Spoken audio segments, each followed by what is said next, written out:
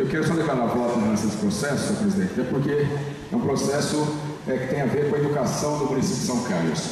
Nós aprovamos agora uma proposta da Prefeitura Municipal que reajusta o valor per capita repassado às entidades conveniadas que atendem crianças na idade escolar até 6 anos que não são atendidas pelas creches municipais. E o motivo da urgência que justifica termos aprovado chegar nesse projeto na última sexta-feira e temos votado ali em regime de urgência urgentíssima, com assinatura, obviamente, mínima dos vereadores do ponto de vista regimental necessárias para a discussão e aprovação na data de hoje, diz respeito que foi um acordo feito no ano passado, no mês de agosto, entre o prefeito Oswaldo Barba e as 8 entidades conveniadas que atendem centenas de crianças no município de São Carlos e que naquele momento o valor seria reajustado até R$ 155 da Paraná e agora passa a ser R$ 200. E por que da urgência? Porque se a gente passa para o mês de março a publicação da lei, ela só valeria a partir de 1º de março.